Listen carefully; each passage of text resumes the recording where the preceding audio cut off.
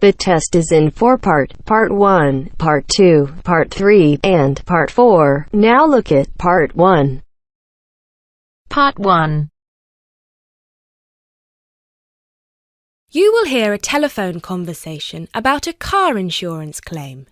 You have 30 seconds to look at questions 1 to 5.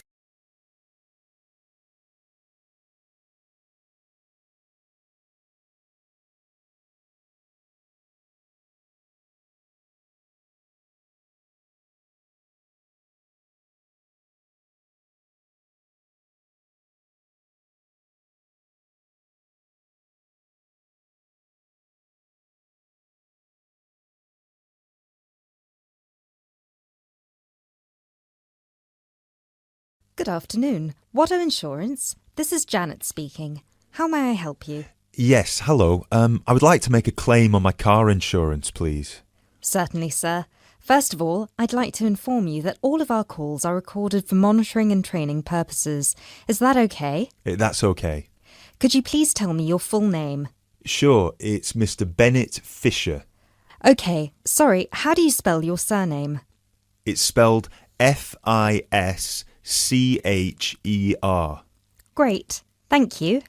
I see that you have taken out a third-party fire and theft premium with us on a 2013 light blue Volkswagen Passat. Is that okay?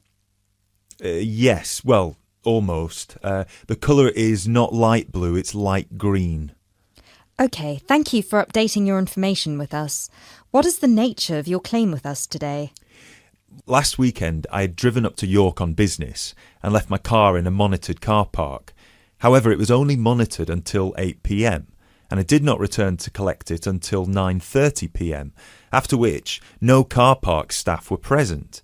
When I arrived at the car park, my car wasn't there. It must have been stolen. I see. Were there any valuable items left in your car which could have been seen from outside? Well, I had recently bought quite an expensive radio for my car, but the front panel is detachable, and I always stow it in my glove compartment. So, no, there wouldn't have been anything valuable on display. Okay, Mr. Fisher. Thank you for that information. I'm going to send you some forms through the mail for you to fill in. Before I can do that, I need to ask you a couple more questions. Is that okay? Of course.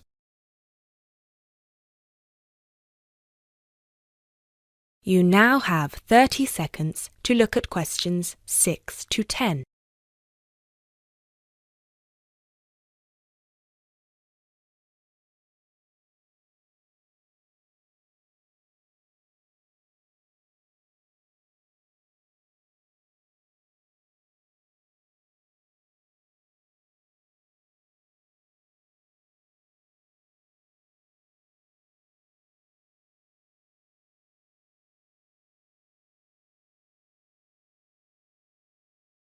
Thanks, Mr. Fisher.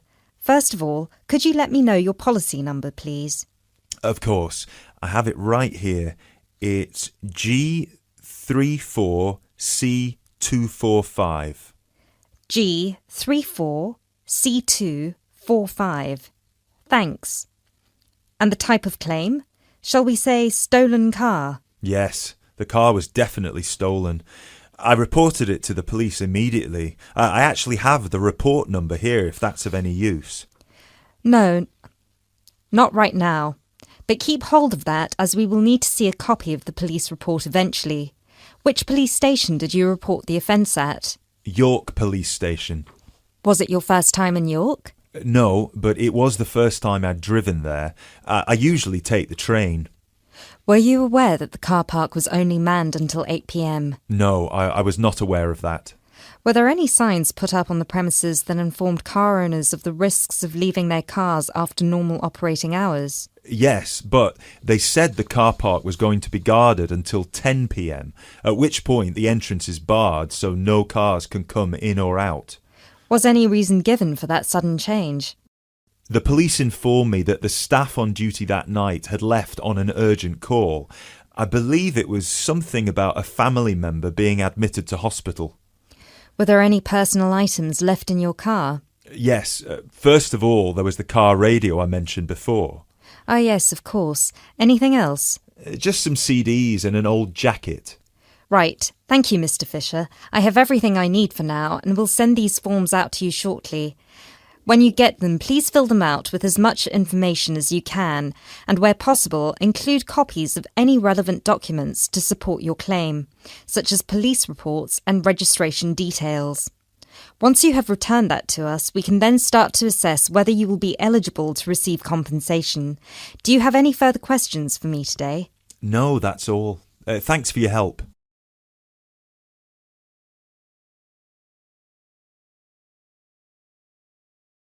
That is the end of part 1.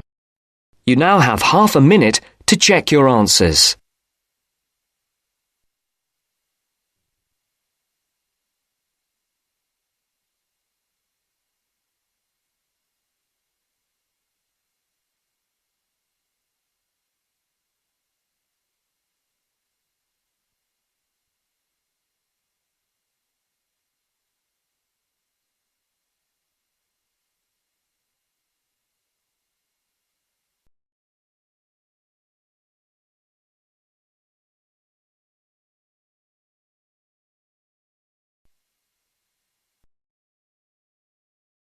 Now turns to part 2.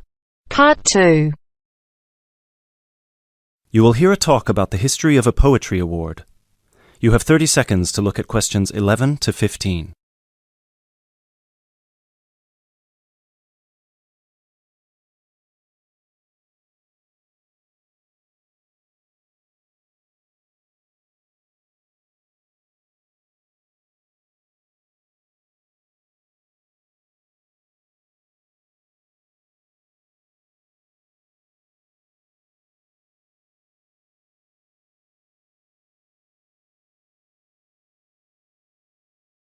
Hello everyone, and welcome to this year's award ceremony for the Antonia Watson Memorial Poetry Award. As with previous years, the competition has been particularly fierce and we received numerous excellent entries, so it's an incredible achievement for our 3 finalists who are sitting here amongst you, and we should congratulate them all. However, as with every competition, there can unfortunately only be one winner, and we will be announcing them shortly. Before we do, though, a few words about the award itself. As most of you know, the Antonia Watson Memorial Poetry Award has been presented annually since 2010 and was presented biannually for 2 more competitions prior, once in 2008 and once in 2006. It is entirely funded by Antonia Watson's very generous parents, who offer £1,500 to the author of the best poem on a topic announced at each previous award ceremony, as well as £500 to the first runner-up and £250 to the second, bringing the total up to £2,250.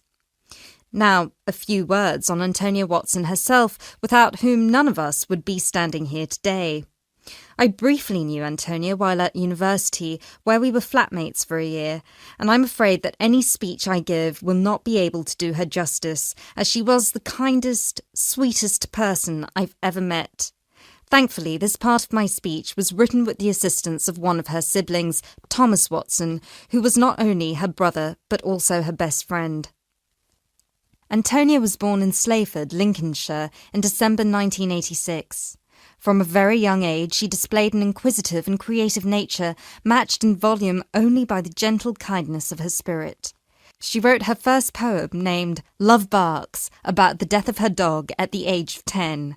This was also her first poem to be published at her school's newspaper, just 2 months after another of her poems, Be Kind, won the 1996 Triad Children's Writing Competition and was published in the competition's anthology. While her early forays into poetry were crowned with impressive success, Antonia unfortunately ceased to write for a few years following the death of her very dear grandfather, Peter William Watson, in 1999.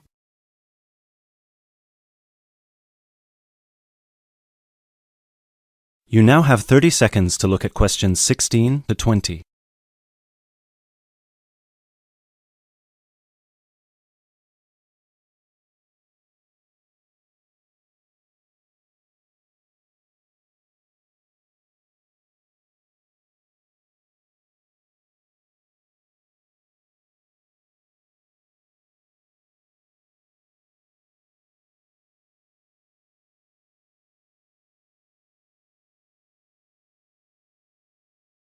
While her early forays into poetry were crowned with impressive success, Antonia unfortunately ceased to write for a few years following the death of her very dear grandfather, Peter William Watson, in 1999.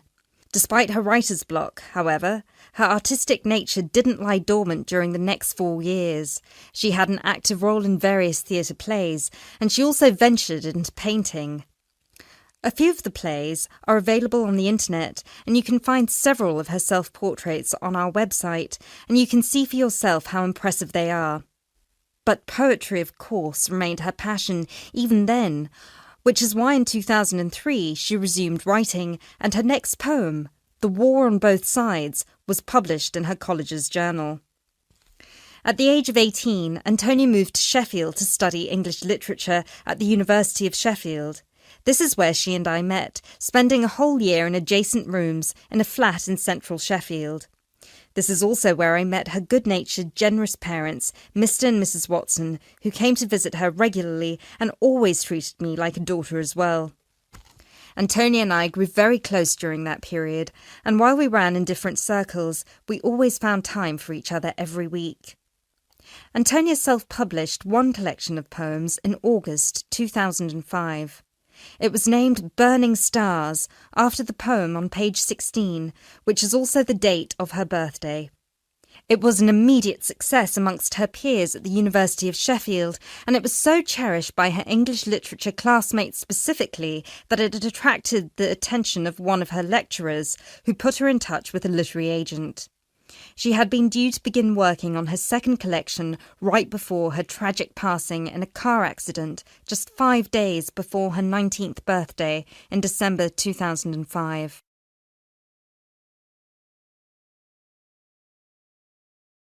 Antonia was always interested in societal shifts and how they affect humanity as well as the environment, and this award was designed to reflect her faith that regardless of what we do, we are all inherently good.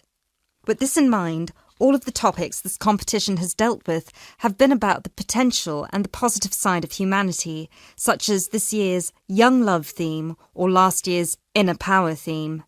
We've had poems about personal strength, about immigration, about gender equality and peaceful protest.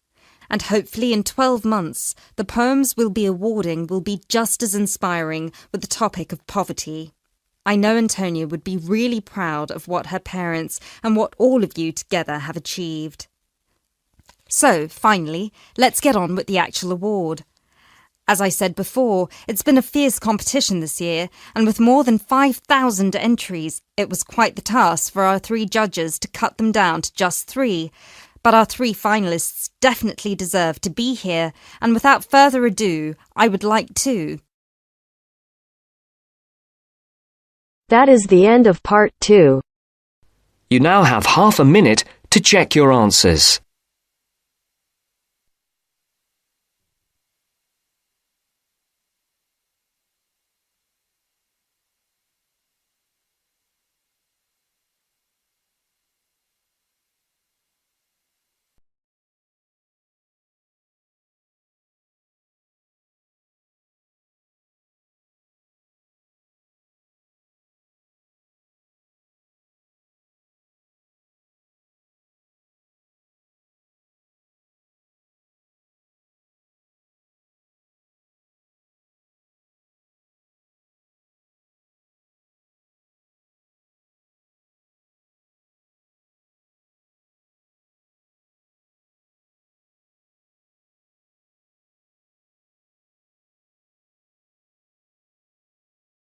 Now turns to part 3. Part 3. You will hear a conversation between 2 students who will discuss a project they're working on together. You have 30 seconds to look at questions 21 to 27.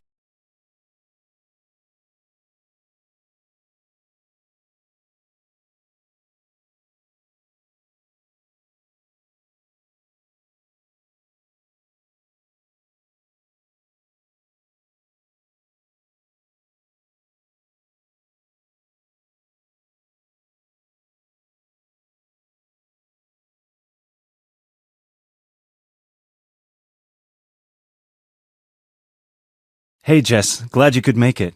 We've got a lot to discuss. Hi, Matt. Yes, sorry I'm a bit late. I did bring all my notes with me. Yes, me too. Where shall we start? Well, I think it would be a good idea to clarify our objectives just one more time. Yes, good idea. Okay, here we are.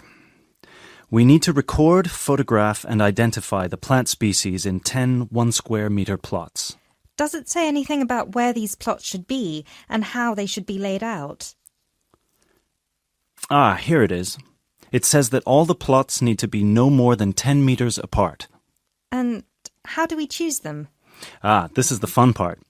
I remember this. Here we are. Make a 1-meter square frame using bamboo sticks available from the department stores. Yes, we've already done that. I know, I'm just reading the whole section. Okay. One person stands roughly in the middle of the chosen area and throws the frame. The other person uses a tape to mark out the square where the frame landed and returns frame to thrower. The thrower then turns a few degrees on the spot and throws again. The thrower must turn slightly after each throw and vary the force of the throw until after the 10th throw they are pointing in almost the same direction as the first. That sounds a bit complicated. That's only because it's all in writing. It's just a simple throw, turn, throw, turn, throw, turn until we have 10 squares. And I guess you want to do the throwing. Well, if you don't mind. I'm sure you'll be more accurate at marking the squares. Yes, I am sure I am, and I'm sure you've got a stronger throwing arm.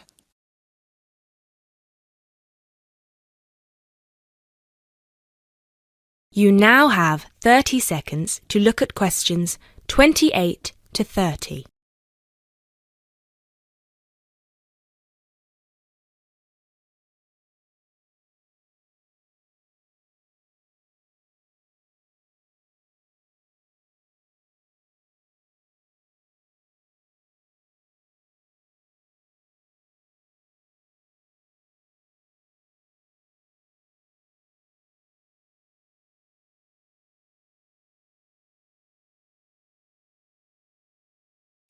Okay, good. We've got that sorted.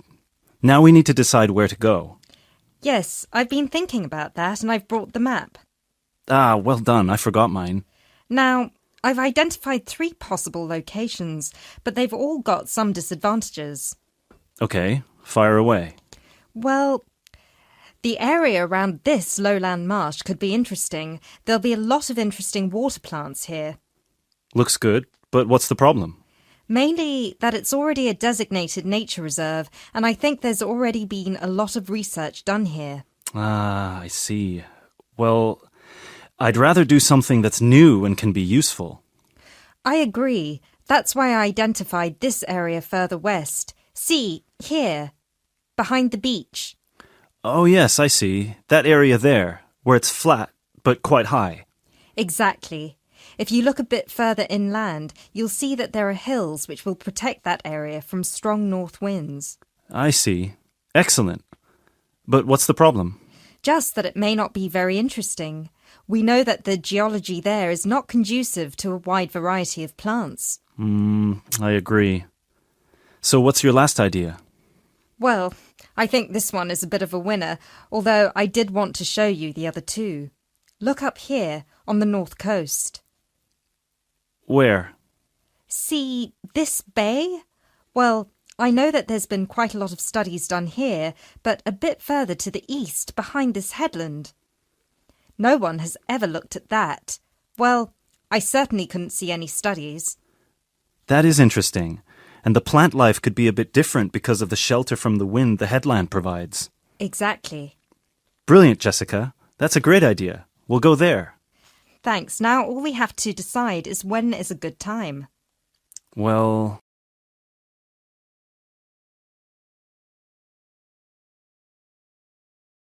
That is the end of part 3. You now have half a minute to check your answers.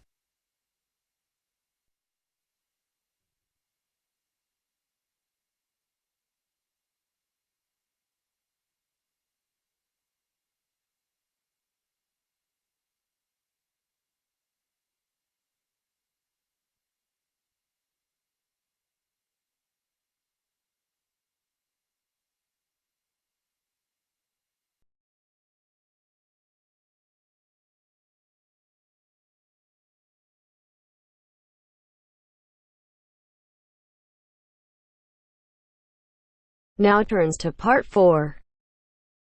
Part 4.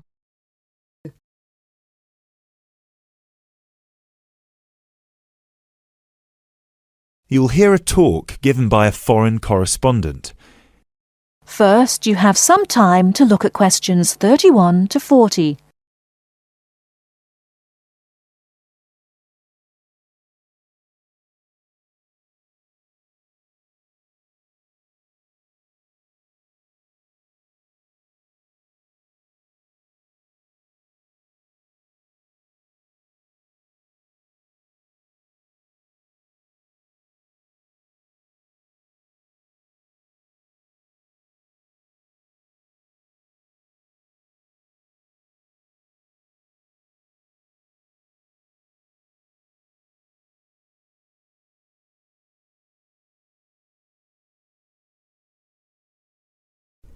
Now listen carefully and answer questions 31 to 40.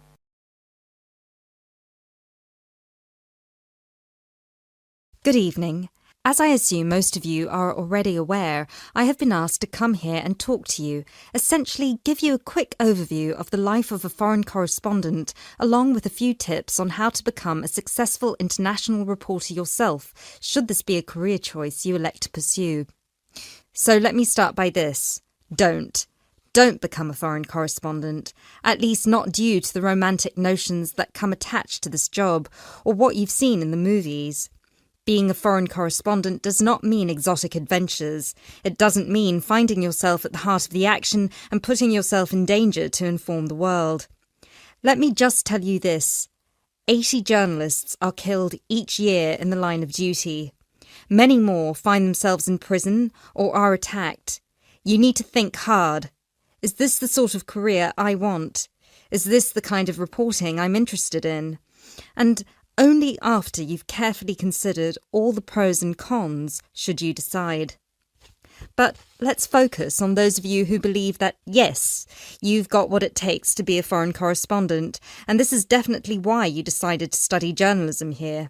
You're all third-year students, which means I don't need to waste my time telling you the basics. Of course, you need to read a lot. Books, novels, newspapers, blogs. And of course, you need to be acceptably proficient in various media skills.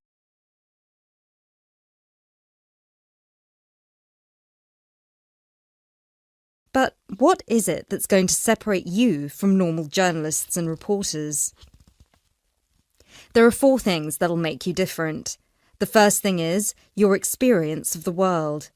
You can't call yourself an international reporter unless you've been around and seen different places and different cultures. Seize every opportunity to visit other countries, meet people from around the world. It doesn't matter if it's business or leisure, just hop onto a plane and go everywhere. This will expand your horizons and sharpen your mind, something that, as a foreign correspondent, will help you understand better the culture of the country you'll be covering.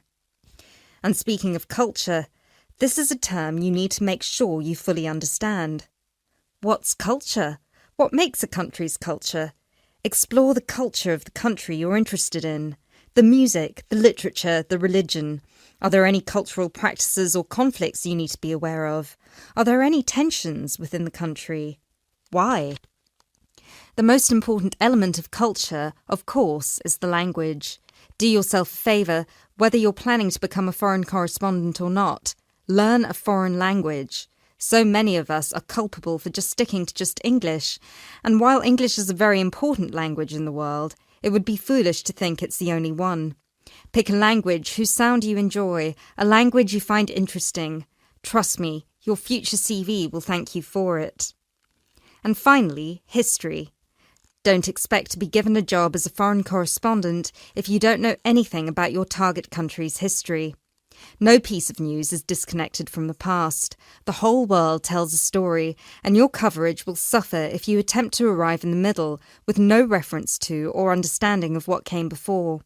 The hows and whys always lurk in the past. Seek them. The world of international journalism is changing, like every other industry, due to the internet. The arrival of globalization brought with it a whole new set of rules, and you'll do well to comprehend what they mean for you. Unfortunately, gone are the days when a newspaper would hire you and deploy you to a country. Increasingly, newspapers around the world are beginning to favour freelance journalism, offering opportunities to local reporters with the necessary chutzpah and an understanding of the zeitgeist in their region. What this means for you is that you won't just have to start at the bottom. If you want to sustain yourself as an international reporter, you'll also have to pursue many different avenues at once. You'll need to persevere and push and build contacts everywhere. An old student of mine, a terrible student at university, but an incredibly intelligent woman, she came to find me at a conference that was recently held in Yemen, where I delivered a speech on the future of journalism. She was working for 3 different newspapers as a freelance foreign correspondent, one of them The Times, and she told me that the one piece of advice I gave her that stayed with her and helped her with her career was this: don't be afraid to fail.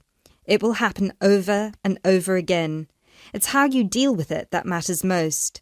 So keep this with you, this one piece of advice. Oh, and don't forget, your passports need to be kept current at all times. Thank you very much for listening.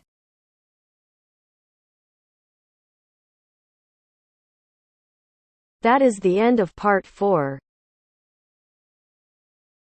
You now have half a minute to check your answers.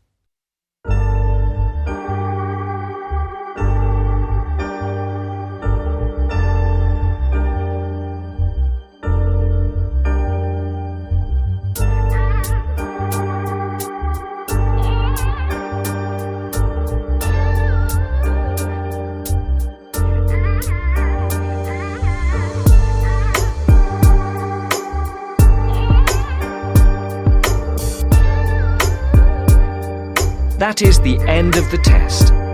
You now have 10 minutes to transfer your answers to your IELTS listening answer sheet.